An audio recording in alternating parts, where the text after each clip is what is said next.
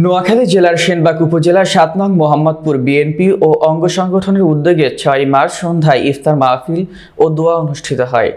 এতে প্রধান অতিথি হিসেবে উপস্থিত ছিলেন সেনবাগ তিনবারের এমপি চেয়ারপারসন বেগম খালেদা জিয়ার উপদেষ্টা জয়নুল আবেদিন ফারুক। পরিস্থিতি নিয়ে কিছু কথা বলার প্রয়োজন আছে। সংগঠন নিয়ে অবশ্যই আমার নেতারা কথা বলেছে। এখানে লেটে আসছে আমাদের পৌর আহ্বায়ক আব্দুল্লাহ লিটন মাস্টার, এখানে অনেক বয়োজ্যেষ্ঠ নেতা আছে। বিশেষ করে এই ইউনিয়নের জাফর আহমদ চৌধুরী আকরাম হলক সোহাগকে যখন গ্রেপ্তার করা হয়, তখন আমার মতো একজন ক্ষুদে ব্যক্তি আপনাদের ইউনিয়নের এখন পলাতক, যারা আমাদের উপর অত্যাচার করেছে, অবিচার করেছে, যারা কোনো আইন মানে নাই, আইনের শাসনের প্রতি তোয়াক্কা করে নাই, তারা এখন নাই, আমরা আছি।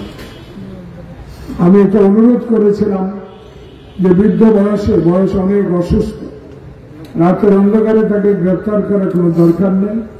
মামলা হলে সে উপস্থিত হবে, হাজিরা দেবে, তাকে যদি ম্যাজিস্ট্রেট মনে করে গ্রেপ্তার করে জেলে পাঠিয়ে দেবে।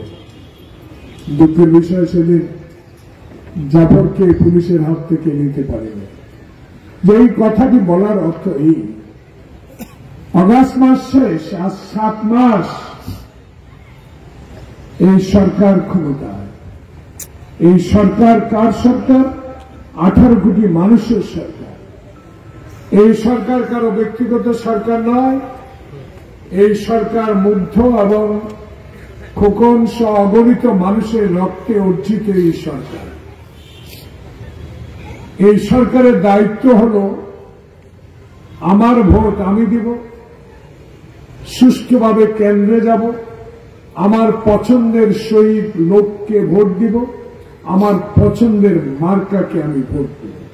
এই ব্যবস্থা আদায় করার জন্য দীর্ঘ 16 বছর আমার নেতা তারেক রহমানের নির্দেশে এই সেবার হাট থেকে শুরু করে সারা বাংলাদেশে শেখ হাসিনা ফ্যাসিস্টের বিরুদ্ধে আন্দোলন করে শেষ তক ছাত্র বৈষম্য আন্দোলন, এর সাথে যোগ হয়ে আমরা এই সরকারকে পতন করেছি।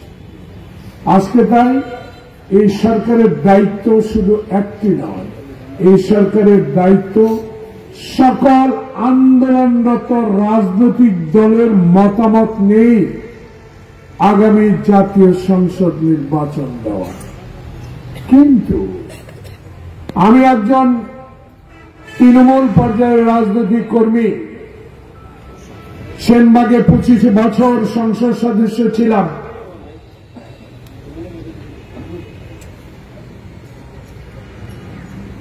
বুকে হাত দিয়ে বলতে পারবেন না কোন অন্যায়, বৃহৎ কোন অন্যায় কাজে জড়িত হয়েছে কিনা।